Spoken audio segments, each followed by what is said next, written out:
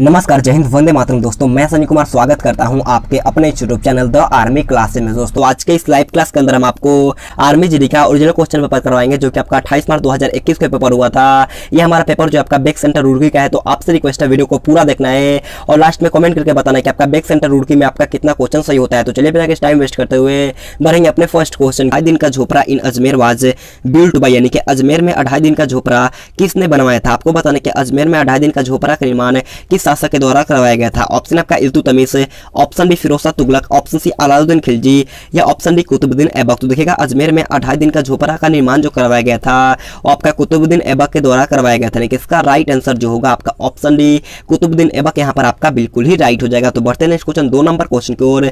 2 number question आप लोगों से पूछा गया था कि which country is known as the land of the midnight sun, यानी कि मध्यरात्रि के सूरज का देश किसे कहा जाता है। आपको बताना है कि मध्यरात्रि के सूरज का देश किसे कहा जाता है। ऑप्शन का Belgium, option B Japan, option C चीन या ऑप्शन डी नॉर्वे। तो देखिएगा मध्यरात्रि के सूरज का देश जो कहा जाता है वो आपका नॉर्वे को कहा जाता है। इसका राइट आंसर जो होगा आपका ऑप्शन डी नॉर्वे यहाँ पर आपका बिल्कुल ही राइट हो जाएगा। अगर आप लोगों से क्वेश्चन इस प्रकार से पूछ लिया जाता है कि उगते सूर्य का देश किसे कहा जाता है, तो उगते सूर्य का देश जो कहा जाता है वो आपका जापान को कहा जाता है। इसे भी आपको ध्यान में रखना है। तो बढ़ते हैं नेक्स्ट क्वेश्चन 3 नंबर क्वेश्चन की ओर।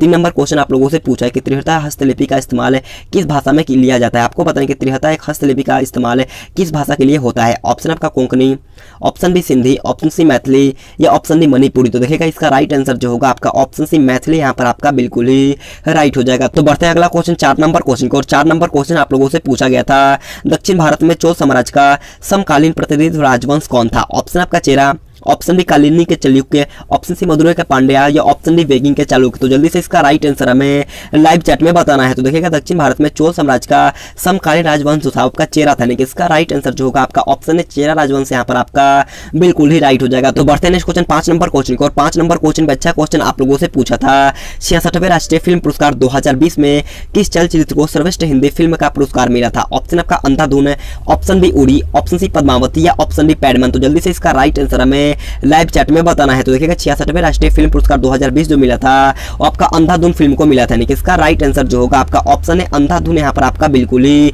राइट हो जाएगा। तो बढ़ते हैं अगला क्वेश्चन 6 नंबर क्वेश्चन को। 6 नंबर क्वेश्चन आप लोगों से पूछा गया था द रेंज ऑफ अग्नि 6 मिसाइल, यानी कि अग्नि 6 मिसाइल का अनुमानित रेंज लगभग कितना है। ऑप्शन 4 आपके सामने दिया गया है। तो जल्दी से इसका राइट आंसर हमें लाइव चैट में बताना और वीडियो को पूरा देखना और लास्ट में कमेंट करके बताना है कि आपका इस ओरिजिनल पेपर का टेस्ट में कितना क्वेश्चन सही होता है। तो देखिएगा अग्नि 6 मिसाइल का अनुमानित रेंज जो होता है आपका 11,000 से लेकर के 12,000 लगभग होता है। इसका राइट आंसर जो होगा वो आपका ऑप्शन है बिल्कुल ही राइट हो जाएगा। तो बढ़ते हैं अगला क्वेश्चन 7 नंबर क्वेश्चन को। और 7 नंबर क्वेश्चन आप लोगों से पूछा गया था मैकाल के पहाड़ियों में अमरकंटक पठार किस नदी का उद्गम स्थान है। आपको बताने कि मैकाल के पहाड़ियों में अमरकंटक पठार किस नदी का उद्गम स्थान है। ऑप्शन आपका चंबल है, option B Narmada, option C Gandak या ऑप्शन डी घग्गर। तो देखिएगा इसका राइट आंसर जो होगा आपका ऑप्शन बी नर्मदा यहाँ पर आपका बिल्कुल ही राइट हो जाएगा। तो बढ़ते हैं अगला क्वेश्चन 8 नंबर क्वेश्चन को। और 8 नंबर क्वेश्चन आप लोगों से पूछा गया था निम्नलिखित में से किस क्षेत्र में मलबारी प्रणाली राजस्व समझौता हुआ था। आपको बताना कि इन चारों ऑप्शन में से किस क्षेत्र में मलबारी प्रणाली राजस्व समझौता हुआ था। ऑप्शन आपका बंगाल है, option B Madras, option C उत्तरी पश्चिमी प्रांत है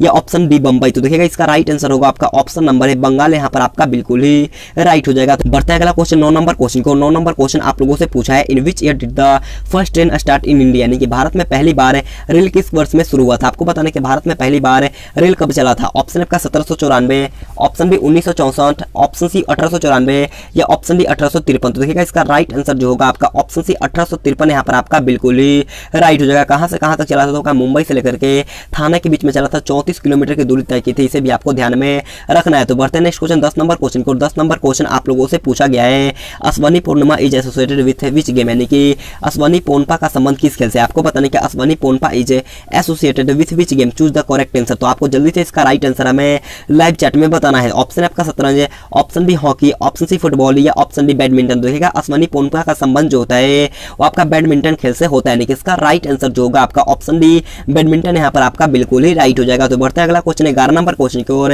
11 नंबर क्वेश्चन आपसे पूछे कि which continent is the Atacama desert located, यानी कि किस महाद्वीप में अटकामा मरुस्थल स्थित है। आपको बताना है कि कौन से महाद्वीप में अटकामा मरुस्थल स्थित है। ऑप्शन आपका Africa, option B Europe, option C Asia या ऑप्शन डी दक्षिण अमेरिका। तो देखिएगा अटकामा मरुस्थल जो होता है वो आपका दक्षिण अमेरिका में स्थित है। इसका राइट आंसर जो होगा आपका ऑप्शन डी दक्षिण अमेरिका यहाँ पर आपका बिल्कुल ही राइट हो जाएगा। तो बढ़ते हैं नेक्स्ट क्वेश्चन 12 नंबर क्वेश्चन को। और 12 नंबर क्वेश्चन आपसे पूछा गया था Santosh trophy and Subroto cup are associated with, यानी कि संतोष ट्रॉफी और सुब्रतो कप का संबंध किससे होता है। आपको बताने कि संतोष ट्रॉफी और सुब्रतो कप का संबंध किस खेल से होता है। ऑप्शन आपका क्रिकेट है, ऑप्शन बी फुटबॉल है, ऑप्शन सी हॉकी या ऑप्शन डी बास्केटबॉल। तो देखिएगा संतोष ट्रॉफी और सुब्रतो कप का संबंध जो होता है आपका फुटबॉल खेल से होता है, यानी कि इसका राइट आंसर जो होगा आपका ऑप्शन बी बिल्कुल ही राइट हो जाएगा। अगर आप लोगों से क्वेश्चन पूछता कि रणजी ट्रॉफी का संबंध किस खेल से होता है, तो रणजी ट्रॉफी का संबंध जो होता है आपका क्रिकेट खेल से होता है, इसे भी आपको ध्यान में रखना है। तो बढ़ते हैं अगला क्वेश्चन 13 नंबर क्वेश्चन को। 13 नंबर क्वेश्चन बोलने से पहले मैं आपसे एक रिक्वेस्ट करना चाहूंगा, अगर आपने अभी तक वीडियो को लाइक नहीं किया तो जाकर के जल्दी से एक लाइक करना है और चैनल पर नए चैनल को सब्सक्राइब करने के बाद बाजू में बेल आइकन आएगा उसे ऑल पे दबाना। बिल्कुल आपका इसी लेवल का क्लास होने वाला है, तो चैनल को सब्सक्राइब कर लीजिएगा और बाजू में बेल आइकन आएगा उसे ऑल पे दबाना है। तो देखिएगा 13 नंबर क्वेश्चन आप लोगों से पूछा है निम्नलिखित में से कौन सी नदी का एक मुहाना बनाती है। आपको बताने कि इन चारों ऑप्शन में से कौन सी नदी एक मुहाना बनाती है। ऑप्शन आपका Krishna, option D Godavari, option C Mahanadi या ऑप्शन डी नर्मदा। तो जल्दी से इसका राइट आंसर हमें लाइव चैट में बताना है। ये क्वेश्चन का राइट आंसर आप सभी को कमेंट बॉक्स में बताना है। तो बढ़ते हैं अगला क्वेश्चन 14 नंबर क्वेश्चन को। 14 नंबर क्वेश्चन आप लोगों से पूछा गया था द कॉल दिल्ली चलो आज गिव हिम, यानी कि दिल्ली चलो यह नारा किसने दिया था। आपको बताना है कि दिल्ली चलो का नारा किसने दिया था। तो देखिएगा दिल्ली चलो का नारा दिया गया था और आपका सुभाष चंद्र बोस ने दिया था, यानी कि इसका राइट आंसर जो होगा आपका ऑप्शन से सुभाष चंद्र बोस यहाँ पर आपका बिल्कुल ही राइट हो जाएगा। तो बढ़ते हैं नेक्स्ट क्वेश्चन 15 नंबर क्वेश्चन को। और 15 नंबर क्वेश्चन आप लोगों से पूछा गया था when was the national commission for women set up, यानी कि महिलाओं के लिए राष्ट्रीय कमीशन की स्थापना कब हुई थी। आपको बताने कि महिलाओं के लिए राष्ट्रीय कमीशन की स्थापना कब हुई थी। देखिएगा इसका राइट आंसर जो होगा आपका ऑप्शन नंबर बी 1992 यहाँ पर आपका बिल्कुल ही राइट हो जाएगा। तो बढ़ते हैं अगला क्वेश्चन 16 नंबर क्वेश्चन को। 16 नंबर क्वेश्चन हमारा पार्ट भी जो कि आपका जनरल साइंस का होता है।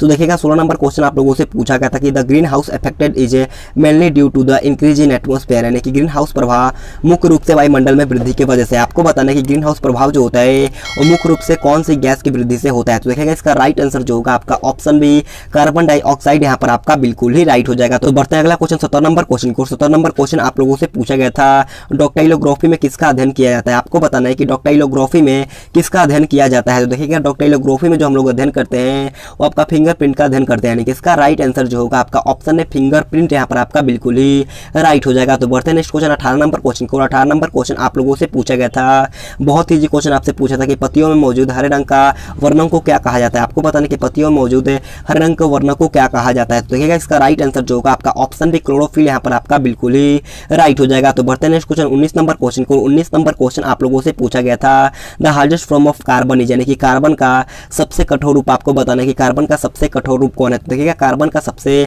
कठोर रूप जो होता है आपका हीरा होता है, यानी कि इसका राइट आंसर जो होगा आपका ऑप्शन डी बिल्कुल ही राइट हो जाएगा। तो बढ़ता है अगला क्वेश्चन 20 नंबर क्वेश्चन को। 20 नंबर क्वेश्चन अच्छा क्वेश्चन आप लोगों से पूछा गया था।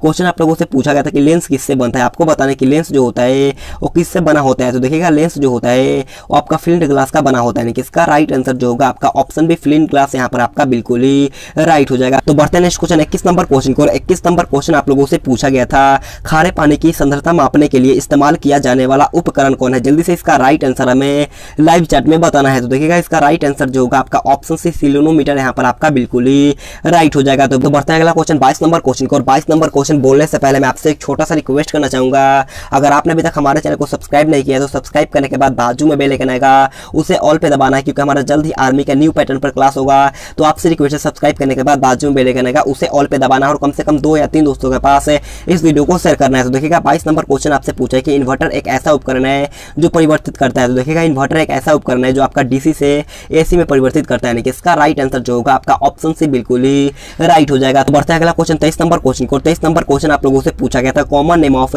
पोटेशियम कार्बोनेट, यानी कि पोटेशियम कार्बोनेट का सामान्य नाम क्या होता है। तो देखिएगा पोटेशियम कार्बोनेट का सामान्य नाम जो होता है आपका पोटैश होता है, यानी कि इसका राइट आंसर जो होगा आपका ऑप्शन डी बिल्कुल ही राइट हो जाएगा। तो बढ़ता है अगला क्वेश्चन 24 नंबर क्वेश्चन को। 24 नंबर क्वेश्चन अच्छा क्वेश्चन आप लोगों से पूछा है 295 केल्विन का तापमान है लगभग कितने डिग्री फ़ारेनहाइट के बराबर होता है। ऑप्शन 4 आपके सामने दिया गया है, तो जल्दी से इसका राइट आंसर हमें लाइव चैट में बताना है। इसका एक फॉर्मूला होता है, मैं आपको क्लास में बता दूंगा, तो जल्दी से इसका राइट आंसर हमें लाइव चैट में बताना है। तो देखिएगा इसका राइट आंसर होगा आपका option number D 71.33 degree Fahrenheit यहाँ पर आपका बिल्कुल ही राइट हो जाएगा। तो बढ़ते हैं नेक्स्ट क्वेश्चन 25 नंबर क्वेश्चन की ओर। 25 नंबर क्वेश्चन पूछा था कि अस्थायी निकायों के नियमों का किसके द्वारा खोजा गया था। आपको बताने कि अस्थायी निकायों के नियम किसके द्वारा खोजा गया था। तो देखिएगा अस्थायी निकायों का नियम जो खोजा गया था वो आपका आर्किमिडीज के द्वारा खोजा गया था, यानी कि इसका राइट आंसर जो होगा आपका ऑप्शन है बिल्कुल ही राइट हो जाएगा। बढ़ते हैं अगला क्वेश्चन 26 नंबर क्वेश्चन को। 26 नंबर क्वेश्चन को ध्यान से पढ़िएगा। क्वेश्चन आप लोगों से पूछा है निम्नलिखित तत्वों के बीच में ध्वनि का सबसे तेज चलती है। आपको बताने कि इन चारों ऑप्शन में से किसमें ध्वनि सबसे तेज चलेगी? तो ऑप्शन है आपका स्टील, ऑप्शन बी निर्वात है, ऑप्शन सी जलीय, ऑप्शन डी हवा। तो देखिएगा ध्वनि सबसे तेज चलता है आपका ठोस में, किसमें? सॉलिड में चलता है। तो यहाँ पर क्या होगा? सॉलिड इसमें कौन है? तो आपका स्टील, यानी कि इसका राइट आंसर होगा वो आपका ऑप्शन है स्टील, यहाँ पर आपका बिल्कुल ही राइट हो जाएगा। तो बढ़ते हैं अगला क्वेश्चन 27 नंबर क्वेश्चन को। 27 नंबर क्वेश्चन आपसे पूछा कि चाय का वनस्पतिक नाम क्या है? आपको बताने कि चाय का वनस्पतिक नाम क्या होता है। तो देखिएगा चाय का वनस्पतिक नाम जो होता है आपका कैमेलिया सिनेसेंस होता है, यानी कि इसका राइट आंसर जो होगा आपका option number C camellia sinensis यहाँ पर आपका बिल्कुल ही राइट हो जाएगा। तो बढ़ते हैं नेक्स्ट क्वेश्चन 28 नंबर क्वेश्चन की ओर। 28 नंबर क्वेश्चन आप लोगों से पूछा था कि बंदूक से छोड़ी गई गोली।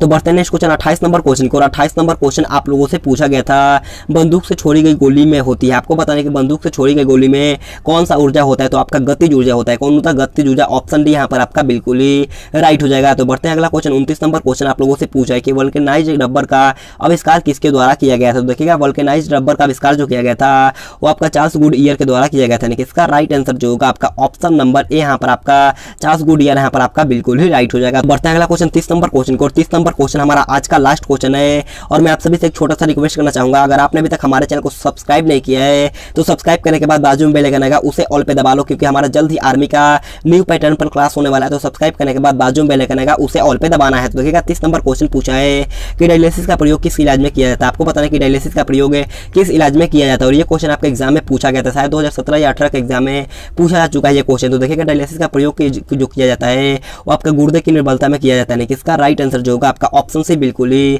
राइट हो जाएगा। तो आज की क्लास हमारे यहीं पर खत्म होता है। अगर आपको वीडियो पसंद आए तो आपसे रिक्वेस्ट है एक लाइक करते हुए चले जाना और चैनल को सब्सक्राइब करने के बाद बाजू में बेल आइकन आएगा उसे ऑल पे दबाना है और कमेंट बॉक्स में जरूर अपना स्कोर बताइएगा। तो आज के लिए इतना ही। Thanks for watching this video. जय हिंद, जय भारत।